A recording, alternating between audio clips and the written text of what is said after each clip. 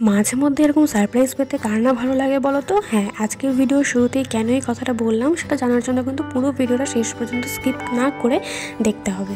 তো চলো ভিডিওটা শুরু করা যাক। তো হাই হ্যালো এভরিওয়ান। তো আজকে আমি নিয়ে চলে এসেছি তোমাদের জন্য আরও একটা নতুন ভিডিও। তো সেদিনকে আমার শ্যুট ছিল কিন্তু দমদম ক্যান্টনমেন্টে। তো অনেকটা সকাল সকাল কল টাইম থাকার জন্য অনেক তাড়াতাড়ি বাড়ি থেকে বেরিয়ে যেতে হয়েছে। আর এখন আমি স্টেশনে বসে আছি কারণ ট্রেন তো অ্যাজ ইউজুয়াল লেট। তো এখানে আমি বসে বসে ওয়েট করছি যে কখন আমাদের ট্রেন বাবাজি আসবে।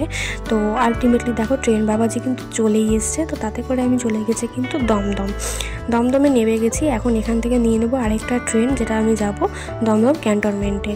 আমি তখন একটু ওয়েট করতে হয়েছিল কারণ ট্রেন তো ওখানেও লেট ছিল।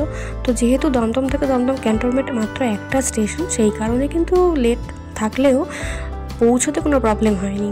তো এখন আমি ট্রেনে বসে আছি, যাচ্ছি দমদম ক্যান্টনমেন্টে।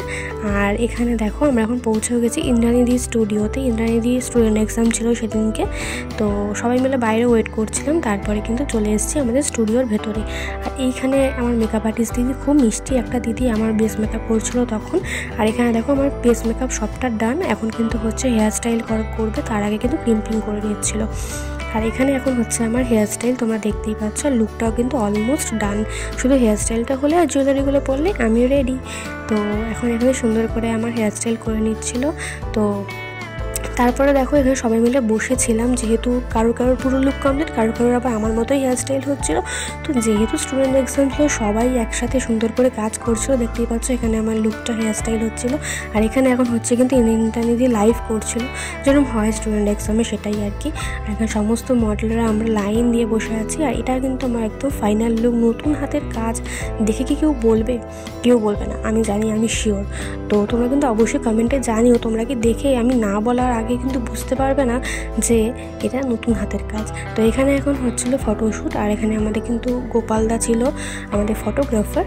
আর এখানে এই ড্রেস জুয়েলারি যা দেখছো, এগুলো কিন্তু সব সঞ্জীবদার ড্রেস জুয়েলারি। ভীষণ ভালো ড্রেস জুয়েলারি, তোমরা অবশ্যই নিতে পারো। আমার তো ভীষণ ভালো লাগে পার্সোনালি সঞ্জীবদার প্রত্যেকটা কালেকশন, খুবই সুন্দর। আর দেখো এই ফাইনাল লুকটা তো আমার, সত্যি কথা বলছে, আমি মেকআপ আর্টিস্টকে এটাও বলছিলাম যে আমার না লুকটা একদম মুছতে ইচ্ছা করছে না। তো যাই হোক, এখানে পোজ দেওয়া আলটিমেটলি কমপ্লিট হলো। আর যেই সারপ্রাইজের কথাটা আমি তোমাদের ফার্স্টেই বলছিলাম, সেটা হলো এটাই যে আমি জানতামই না একদমই যে ও আমাকে সেদিনকে নিতে আসবে দমদম ক্যান্টনমেন্ট থেকে। আমি জানি ও কাজে আছে, কাজ থেকে ফিরে বাড়ি যাবে সোজা, বাট না, ও এখানে এসেছিলো আমাকে নিতে। সেই প্রথম দিনের মতনের সেই দিনগুলো মনে পড়ে যাচ্ছিলো আমার।